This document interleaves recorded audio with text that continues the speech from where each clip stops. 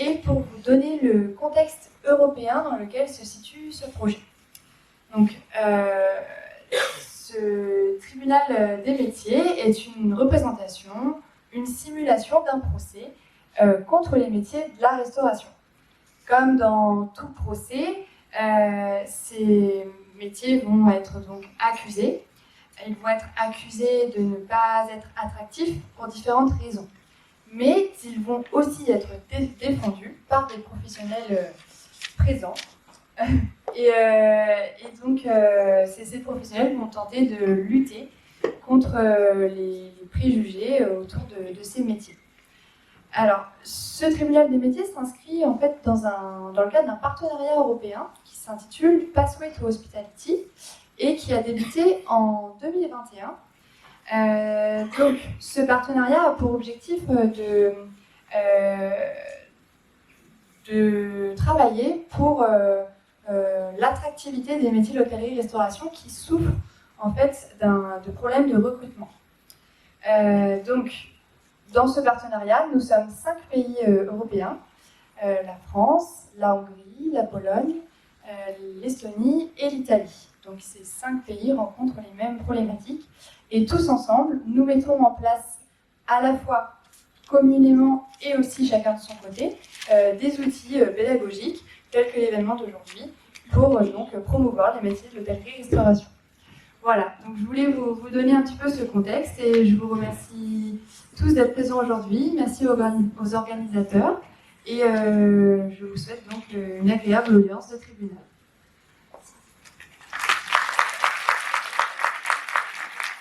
Bonjour à tous. Donc je me présente Cynthia Leroy, je suis la coordinatrice du dispositif Savoir Essentiel. Donc le tribunal de cet après-midi s'inscrit justement dans cette formation. C'est une formation qui s'adresse à toute personne qui souhaite se remettre à niveau, que ce soit pour aller vers l'emploi, vers la formation. Et puis elle s'adresse également à des personnes qui sont d'origine étrangère et qui souhaitent apprendre le français. Donc beaucoup de nos acteurs de cet après-midi sont des personnes qui sont là depuis quelques mois pour apprendre le français. Donc voilà, on est vraiment très contente du travail produit et puis voilà, je vous souhaite une bonne représentation. Je vais juste vous demander d'éteindre votre portable, s'il vous plaît. Et puis voilà, à vous de jouer. Madame, Messieurs, la cour.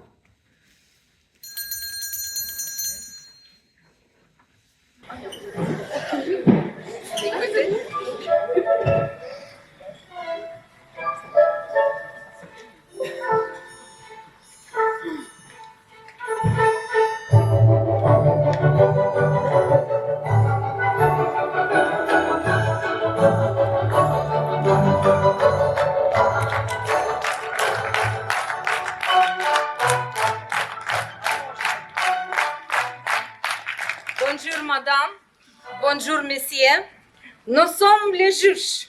Je m'appelle Tatiana et ma collègue Violetta. Je déclare la séance ouverte.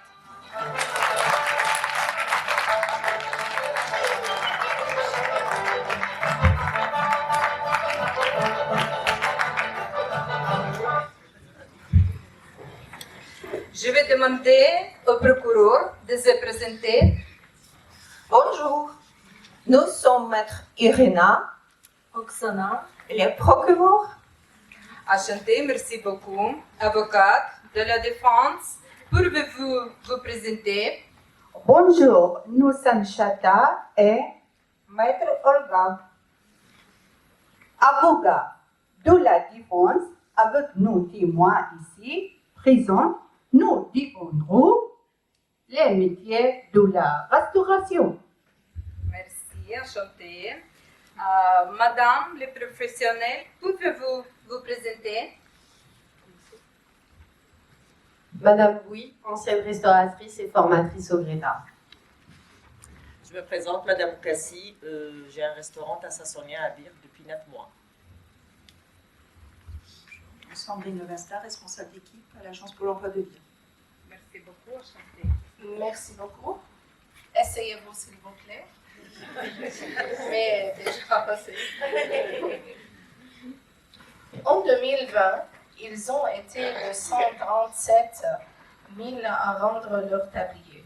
Selon une étude publiée par l'ODARES, les affectives sont en chute libre dans le secteur de l'hôtellerie-restauration. Le secteur fait face à des difficultés d'attractivité. Les petits comme le gros établissements sont touchés. Aujourd'hui, il s'agira pour ce tribunal de libérer sur l'attractivité du secteur de la restauration et surtout sur le métier de cuisinier et de serveur. Je laisse la parole au procureur. Merci, votre nom. Aujourd'hui, nous accusons les métiers de cuisinier et serveur sur plaisir, chef d'accusation, les conditions de travail, les risques professionnels, les salaires, la qualification, l'égalité de chance. Commencez, je vous prie. Tout d'abord, les conditions de travail. Toujours selon l'ADARES, cuisiniers et employés de l'hôtellerie-restauration sont parmi les top 10 des métiers les moins favorables au bien-être psychologique en France. Et pour cause, on travaille le week-end, le matin et le soir, avec des heures perdues au milieu. Nous n'avons jamais de temps pour voir nos amis et la famille. Nous manquons beaucoup de fêtes, le Noël, le 14 juillet. Ce n'est pas une vie. Et ne parlons pas de nombreuses heures supplémentaires par toujours payées. Ce sont des métiers de passion. On travaille quand les autres s'amusent. Ça fait partie de la profession. Et puis, l'équipe est comme votre famille. Pour les heures supplémentaires, le travail est réglementé. Surtout pour la jeune, la personne handicapée, la femme enceinte. Madame les témoins, qu'avez-vous à dire pour votre défense concernant le jour et horaire de travail? C'est comme beaucoup de métiers, il y a des avantages, des inconvénients, mais on est là surtout pour faire plaisir aux gens. Et quand on veut faire plaisir aux gens, faut un petit peu se sacrifier et travailler le midi pour pouvoir les nourrir, les personnes entre midi et 2, mais aussi le soir, leur donner du bon temps, les week-ends. On a, comme tout le monde, des jours de repos. On a quand même nos jours à nous, ils sont différents. On a une vie différente, mais le plaisir qu'on peut donner aux gens est plus que représentatif de notre métier. J'ai rien à dire parce qu'elle a tout dit. Voilà. Okay, merci. Comme tous les métiers. Merci beaucoup. Procureur, je vous laisse continuer. Il faut une bonne condition physique. Par exemple, un serveur fait jusqu'à 10 000 points par service. Voilà, en économie, vous n'avez pas besoin d'aller à la salle de sport. D'ailleurs, 10 000 par jour, ça se compte l'OMS. Il fait très chaud en cuisine, froid quand nous allons au frigo. On peut changer de poste. Rester debout, piétiner, porter des charges lourdes cause des problèmes de circulation sanguine et de lombalgie. Il faut suivre les instructions de posture et utiliser les appareils de manutention. Vous savez, en Ukraine, chaque KFC, chaque salarié est obligé de faire des exercices physiques toutes les 2 heures. Travailler dans le bruit en cuisine crée du stress et provoque des migraines, d'où la surdité précoce et nuit à la qualité du travail. Surtout qu'il est difficile de mettre des bouchons d'oreilles. Dans cet environnement dangereux, on a besoin d'entendre le chef et le collègue. لسانك حصانك إن صنته صانك. Votre langue est un cheval. Si vous la protégez, vous resterez concentré. Le secteur est la machine en vélo et il existe des prothèses. Maintenant, ils sont même fabriqués à compter.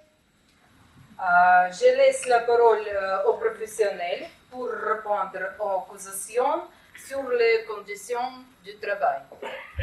Déjà, ça dépend quel restaurant vous allez travailler. Les conditions, normalement, bon, c'est un choix. Vraiment, c'est un choix. Il faut, voilà, c'est un choix. La restauration, c'est vrai, c'est difficile, mais c'est un choix. Il faut choisir qu'est-ce que vous voulez faire. Voilà. Merci. Je rajouterai juste, vous parliez du nombre de pas, 10 000 pas par jour. Beaucoup de métiers font plus de 10 000 pas par jour. Ensuite, c'est vrai, il y a des conditions un petit peu plus dures. Il fait chaud l'été, en cuisine surtout. Sauf que vous faites à manger. Quand vous êtes chez vous et que vous faites à manger, c'est pareil. Là, c'est en plus grande quantité, tout simplement. Et la restauration, on parle de la traditionnelle, mais il y a aussi la collectivité. Les gens qui ont des soucis un petit peu de santé se remanient après dans la restauration collective. Donc pour les personnes même handicapées, maintenant il y a des choses qui sont mises en place dans les restaurants traditionnels en collectivité. Donc les conditions s'améliorent de jour en jour comme partout.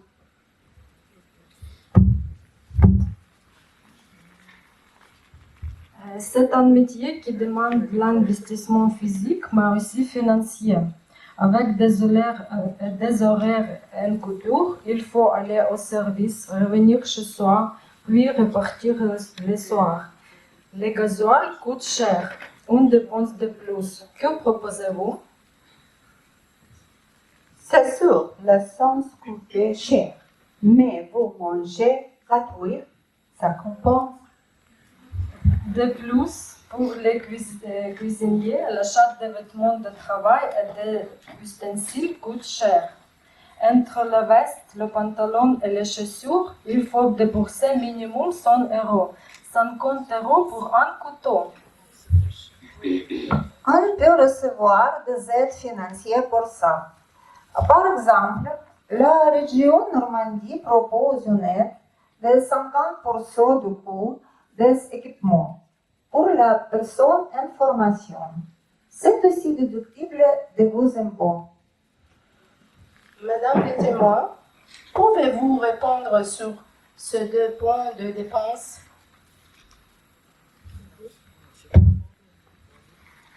Alors il faut savoir qu'au niveau du vestimentaire, souvent c'est l'employeur qui fournit, c'est l'employeur qui paye pour ses employés, donc il n'y a pas besoin.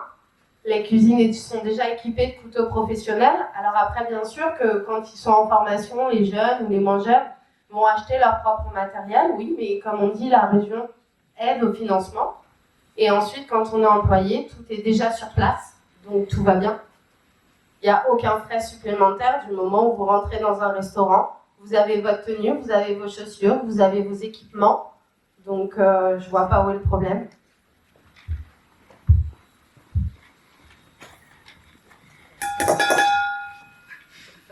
Parlons maintenant des problèmes liés au stress.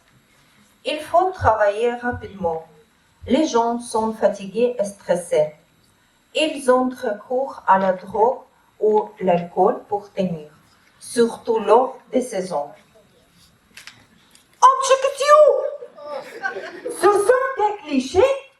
Nous n'avons jamais entendu parler. Tout est le cliché, tout est le pratique.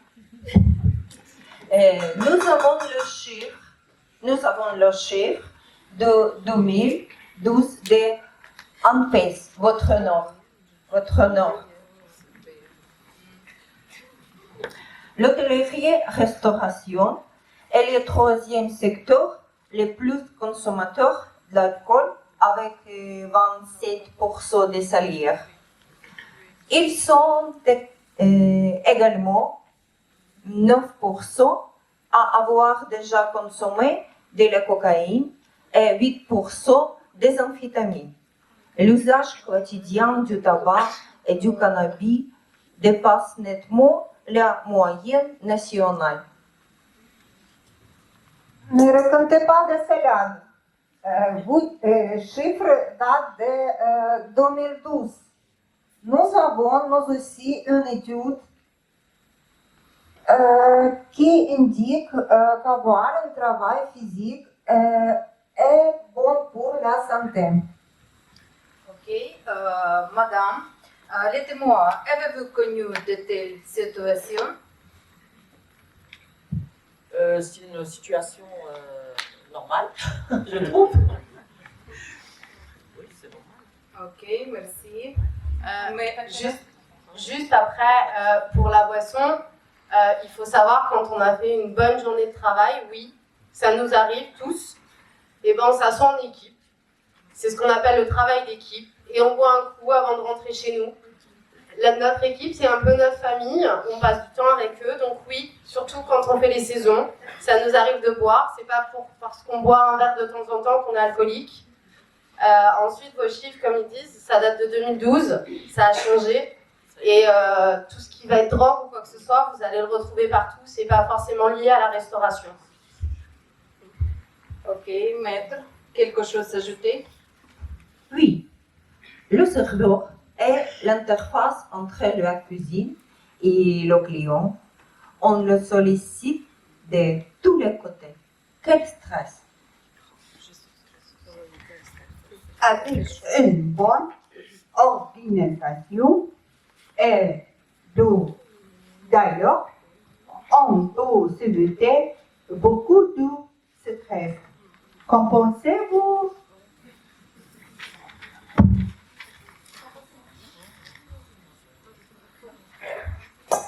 Pourquoi du stress? Après, le client, s'il y a des clients gentils, des moins gentils, mais le serveur, il a quand même ce fameux contact. C'est lui, c'est vrai qu'il, des fois, j'ai envie de vous dire, se fait disputer par les clients quand la cuisine ne fait pas son travail, mais c'est aussi lui qui a les félicitations. Il court, oui. Il fait beaucoup de pas, oui. C'est fatigant, oui. Par contre, c'est lui qui a les sourires des clients, c'est lui qui voit les clients heureux parce qu'il passe un bon moment. Donc le stress, en fait, on l'oublie très très vite.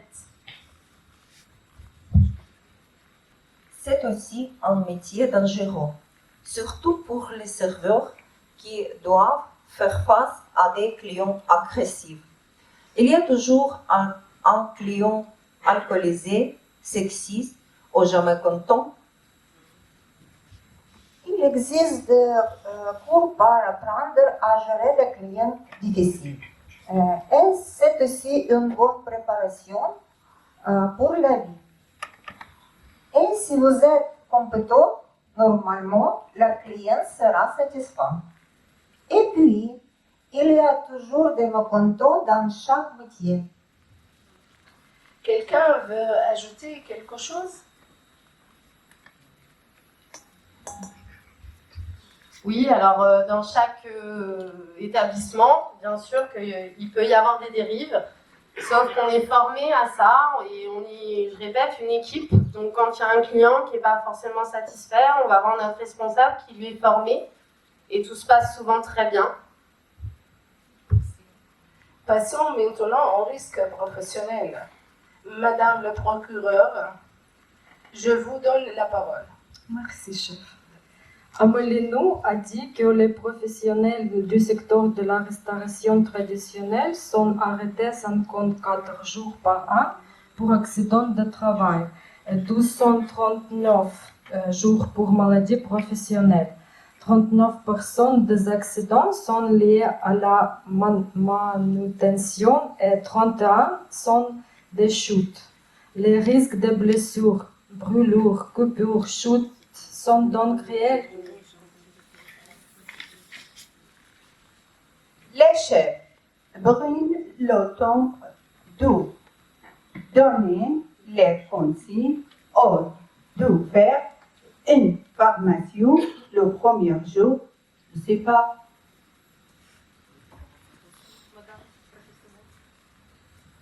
De toute façon, il y a des formations pour tout ça, pour ne pas se blesser, pour ne pas se brûler.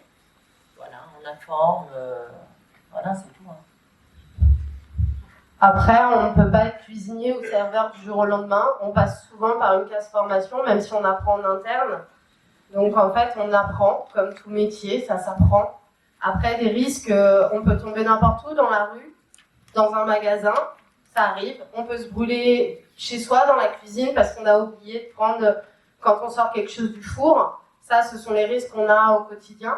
Certes, un peu plus évolué chez nous, parce que c'est notre quotidien, vraiment 24 heures sur 24, mais tout le monde peut tomber, tout le monde peut se brûler, tout le monde peut se couper. Donc après, on apprend les gestes, on apprend à faire attention. Oui, c'est vrai.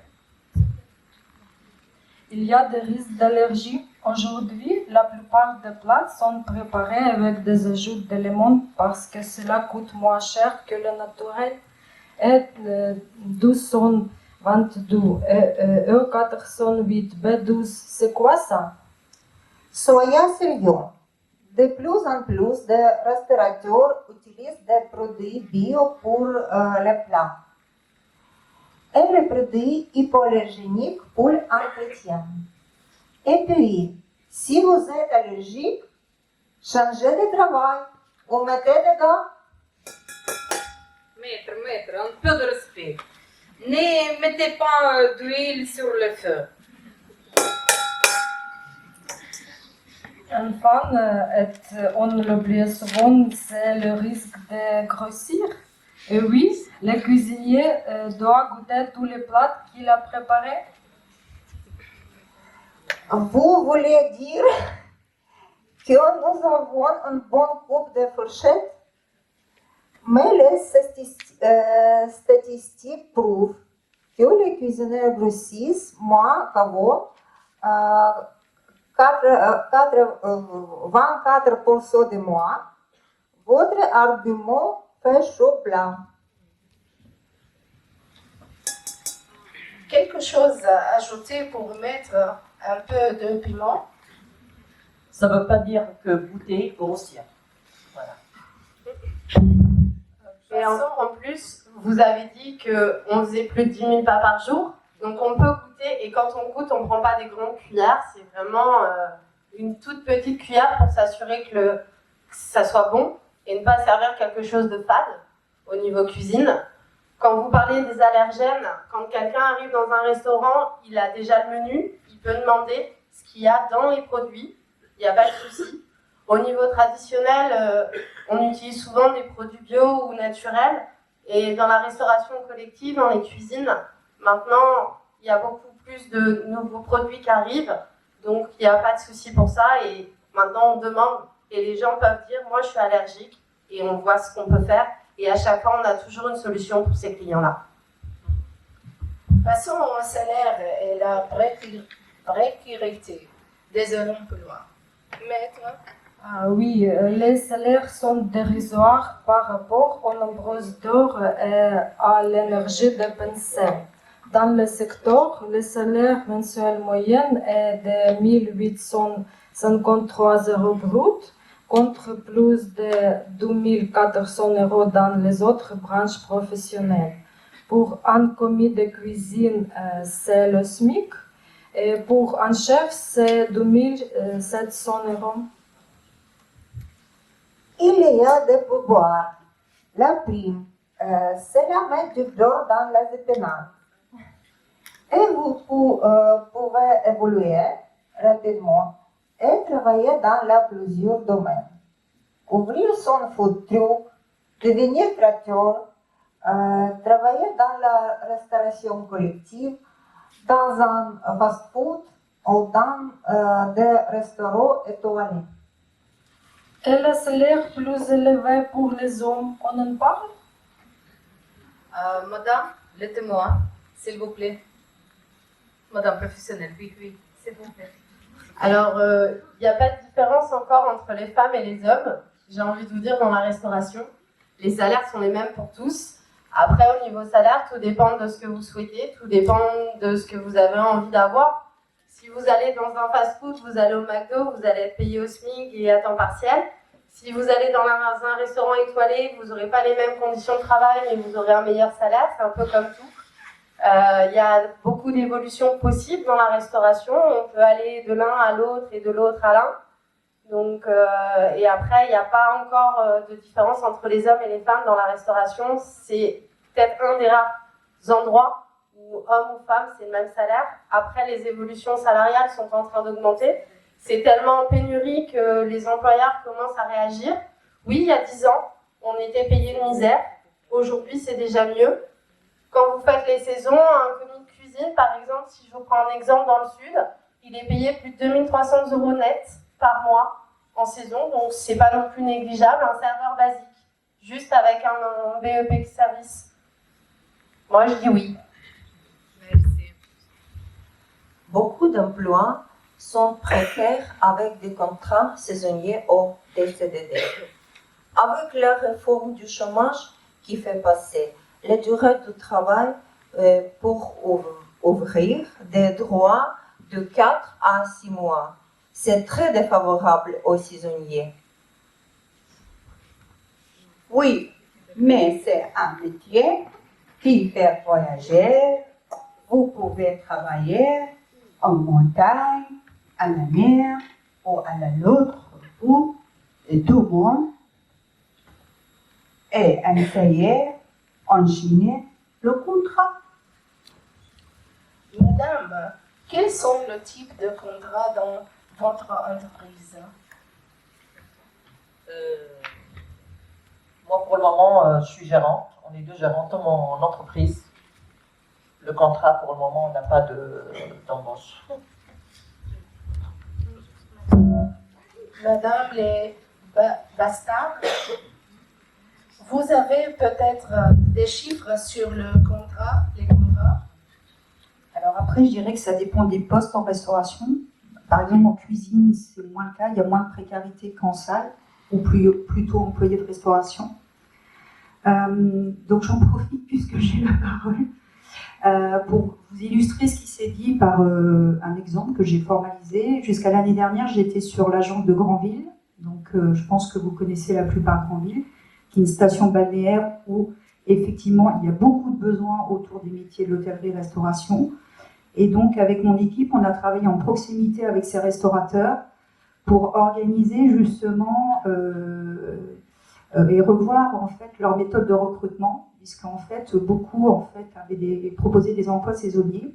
Et en fait, on a mis en œuvre la pérennisation, c'est-à-dire l'annualisation. Ils ont en fait recruté en CDI et ils ont annualisé en fait les salaires sur une année. Ce qui permet que les périodes où il y a besoin de plus travailler, ils travaillent plus, et les périodes où il y a besoin de moins travailler, ils travaillent moins. Mais au moins, le restaurateur n'a plus de difficulté à recruter, à de nouveau chercher de nouveaux professionnels. Il les garde, voilà, il les fait monter en compétences. Pour lui, c'est plus facile, il n'a pas besoin de reformer, etc. C'est la sécurité de l'emploi pour les personnes qui sont embauchées. Donc ça, c'est une première chose sur laquelle on a travaillé. Et le deuxième point, c'était de créer des équipes.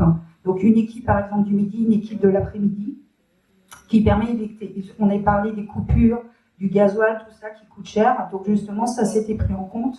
Et bon évidemment c'est pas possible dans tous les établissements, mais dans un certain nombre d'établissements on a pu le mettre en place. Donc il y a des solutions qui existent, qui sont réfléchies avec les professionnels de la restauration aujourd'hui pour pouvoir justement pallier à tout ce qui est lié aujourd'hui, toutes les contraintes et les difficultés que peut rencontrer cette profession. Procureur, avez-vous d'autres chefs d'accusation? Oui, encore une pensée d'essai. Par rapport à la formation, le personnel est plus qualifié et manque d'expérience. Cela joue sur la qualité du service. Ok. Je donne la parole à Madame Nathalie concernant leur formation. Alors au niveau des formations, il y a des formations pour les jeunes, mais il y a aussi des formations pour les adultes.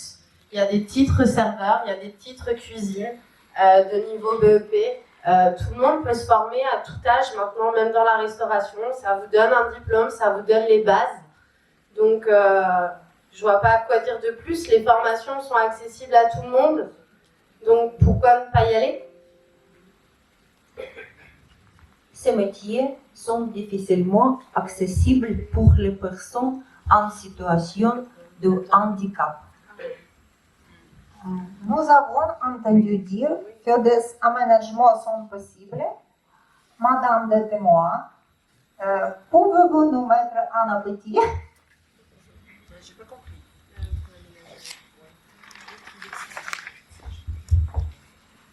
Oui, par exemple, il existe des exosquelettes qui permettent effectivement, enfin c'est du matériel qui permet effectivement de limiter certains mouvements, limiter le port de charge, etc. Donc il y a des choses qui sont pareilles en cours de développement et qui permettent aux personnes qui ont des difficultés physiques de pouvoir, par cet appareillage, être soulagées. En fait. Merci pour tous ces éclairages. La cour va se retirer pour délibérer. Madame, Messieurs, lavez-vous. Pardon, levez-vous. La cour se requiert.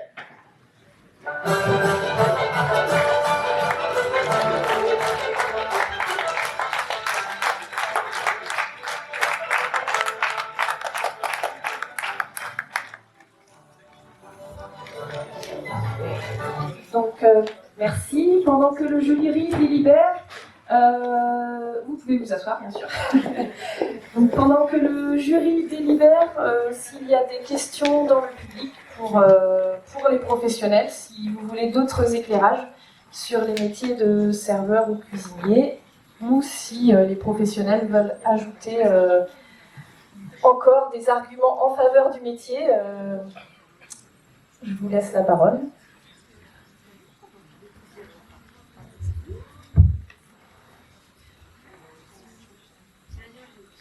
Oui, une question. Vous avez dit qu'il y a des aides pour les gens qui sont en situation de handicap. Et pour les malentendants, vous avez des choses?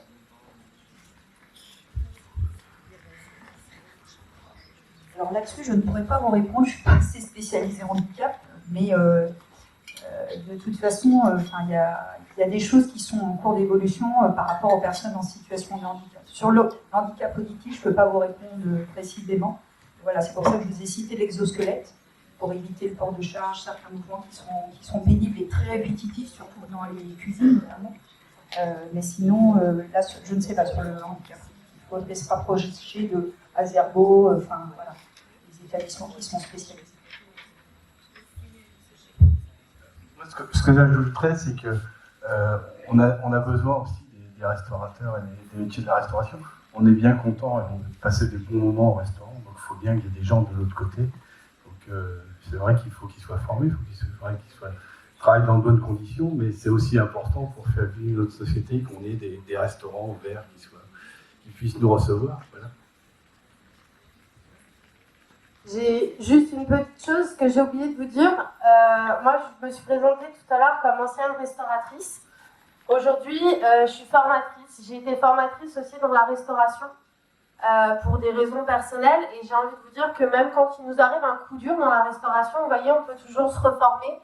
Et aujourd'hui, j'étais fière à une certaine époque de pouvoir former des gens dans la restauration et partager mon métier, partager ma passion. Donc c'est pour vous dire que c'est pas parce qu'on rentre dans la restauration qu'on va finir dans la restauration. On peut ensuite former les autres justement pour faire évoluer et changer les choses.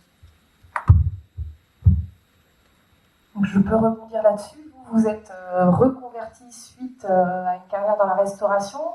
Notre autre professionnel, Tassa, c'est l'inverse. Vous êtes plutôt converti vers la restauration. Qu'est-ce qui vous a attiré dans ce métier? Pourquoi? Parce que moi j'étais éducatrice à la base et la restauration parce que j'aime faire, j'aime la cuisine, j'aime ce que je fais. Aujourd'hui je donne plaisir aux clients et je suis très très contente quand le client il sort très content. Voilà, il faut aimer, voilà, aimer. J'étais formée, oui, j'étais formée et j'ai travaillé dans les restaurants, c'est vrai, je travaillais matin et soir, je rentrais des fois à 1h du matin, 2h du matin.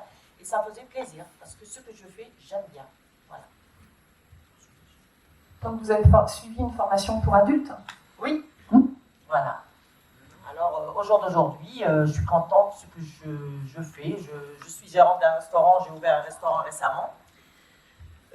Ça m'a permis, parce que j'ai eu l'expérience pendant 12 années. Et aujourd'hui, voilà, ce que je suis gérante et en même temps je fais la cuisine. Hein. On est deux dans le restaurant Tassa et Sonia. J'ai une collègue, on est deux gérantes. Et on fait tout, toutes les deux. Elle aussi, elle aime son métier. Elle n'est pas venue aujourd'hui parce qu'elle a eu un empêchement. Et comment dirais-je, pour travailler dans la restauration, il faut aimer. Il faut essayer. Il faut se donner, se donner l'envie de faire ce métier.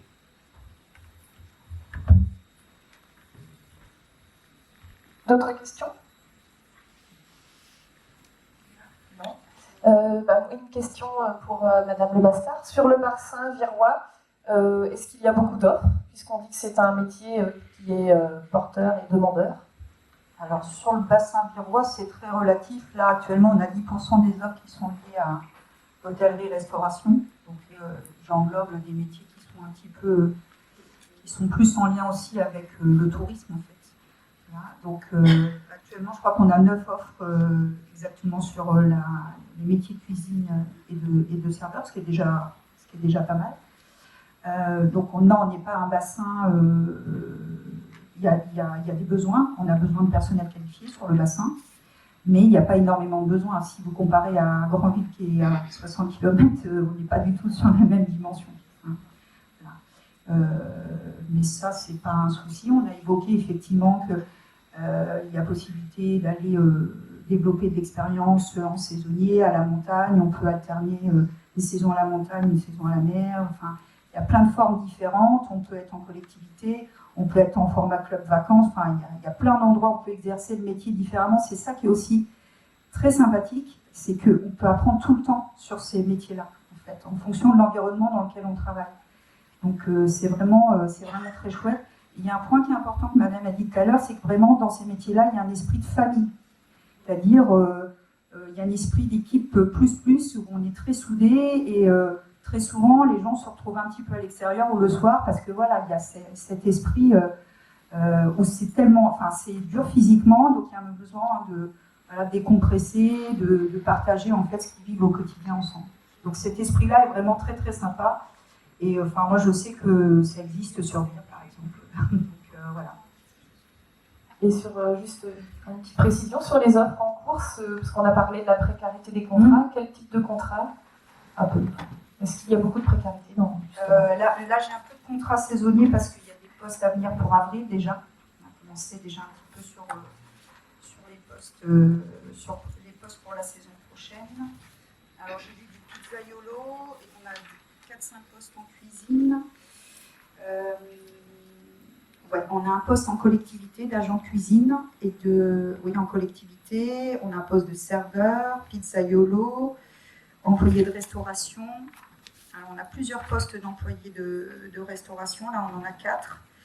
Et cuisinier, on a 5 postes en cuisine là, actuellement.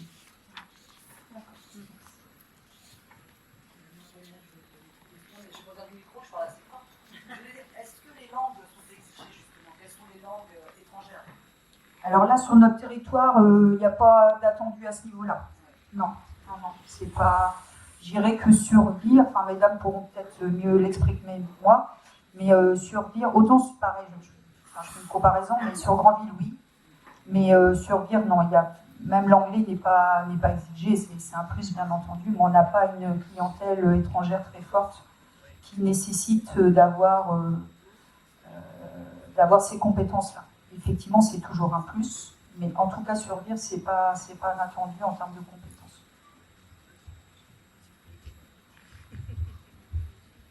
Au niveau des langues, il faut savoir qu'en cuisine, on s'en fiche de savoir parler anglais, allemand, russe, polonais en fait. Parce qu'en cuisine, on va tous parler français si on est en France. Et qu'en service, plus vous vous rapprochez des frontières, plus il va falloir parler la langue. C'est-à-dire que vous vous rapprochez de l'Espagne, il faut parler espagnol. Mais ce qui paraît logique en fait, c'est vraiment que pour les serveurs, pas les cuisiniers. Alors si je veux bien je vais en profiter parce qu'il y a des dames ukrainiennes. Quand j'étais à Grandville, justement, on a commencé à avoir des déplacés ukrainiens, donc fin 2021.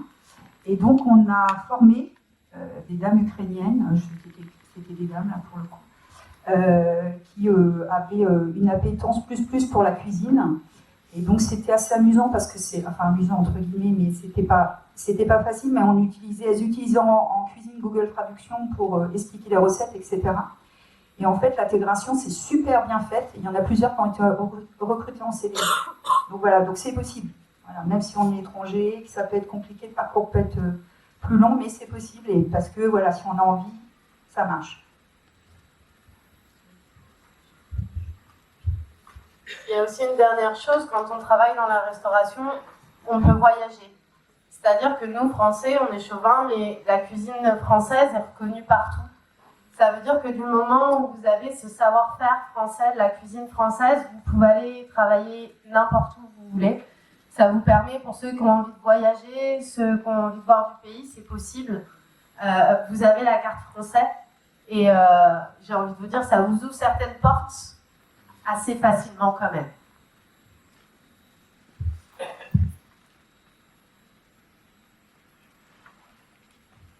Est-ce que c'est tout pour les questions? C'est tout pour vous aussi? D'accord. Bah, on va pouvoir passer à la suite. Je repasse le micro à notre speaker.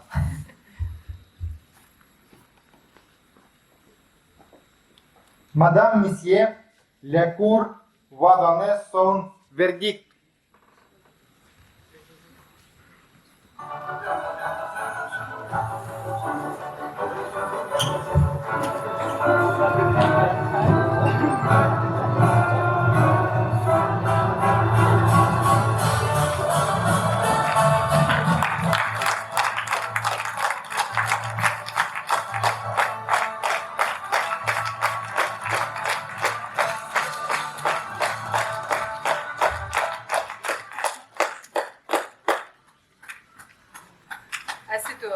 Asseyez-toi.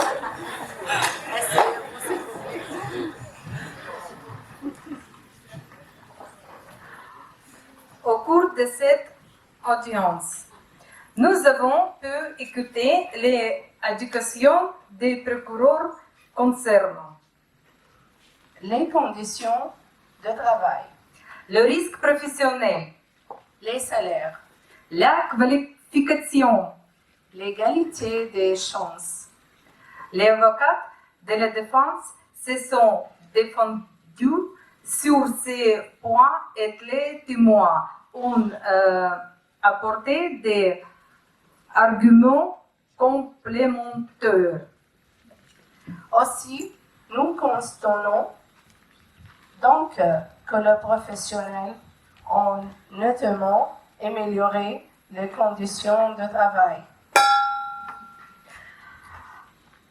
Que les risques sont intentés par la formation et le matériel. Que les salaires sont régulés et plutôt attractifs. Pourquoi que de nombreuses formations existent pour évoluer au cours de sa carrière. Que le secteur est ouvert et tous porteurs d'emploi et au nombreux choix de métiers. Avec le patient, chacun peut y trouver son compte. Merci beaucoup aux témoins pour leurs propos rassurants. Nous déclarons donc le métier de cuisine et serveur non coupable.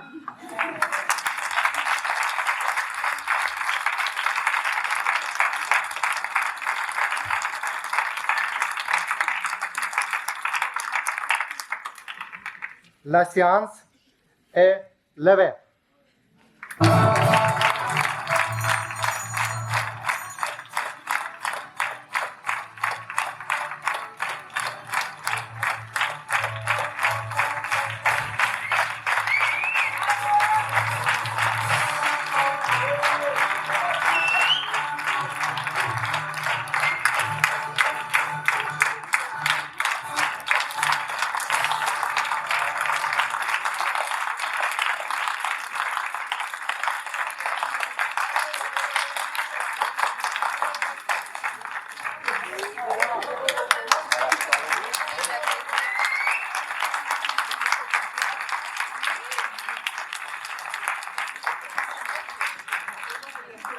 Donc, merci beaucoup aux professionnels aussi de s'être déplacés sur leur journée de travail.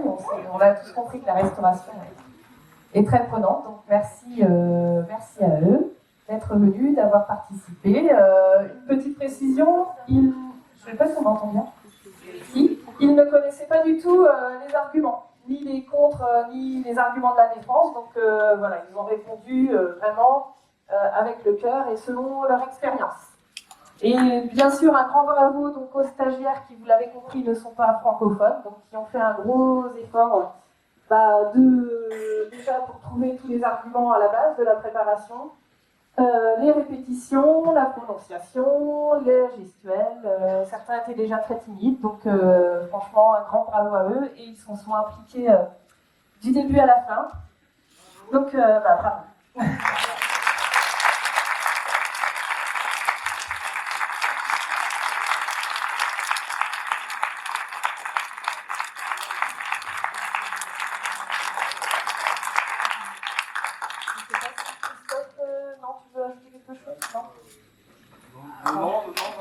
Donc juste. Je suis obligé maintenant. Non, c'est juste sinon je lance la suite. Non, on peut être que très fiers de ce qu'ils. On peut être que très fiers de ce qu'ils ont fait. Je trouve que la représentation était très bien orchestrée, très bien réalisée. Et puis un grand merci à toute l'équipe parce que il y a Gwenaël et puis Émilie qui sont là, mais tout le monde a participé globalement à l'équipe des savoirs essentiels de travailler sur ce projet. Donc merci à tous et puis merci d'être venus. C'était très très bien. Je suis satisfait moi. Et donc, pour clôturer cette thématique de la restauration, les stagiaires nous ont préparé des bons petits plats de leur pays. Donc nous vous invitons à tester et puis à goûter et à vous restaurer à la sortie. Merci beaucoup. Bon appétit. Les stagiaires savoir sont là pour vous servir aussi, pour vous accueillir. Très bien, merci à vous.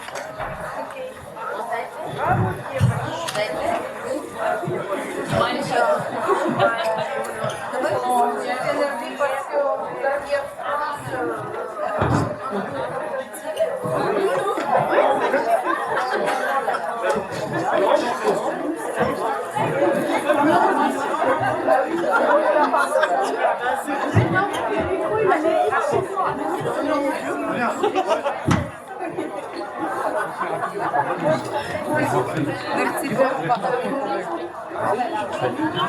et après j'ai mangé.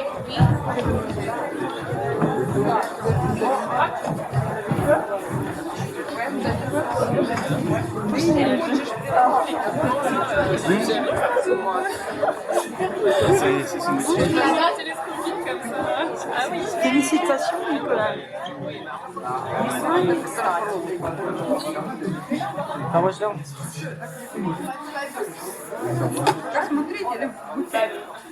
Хочу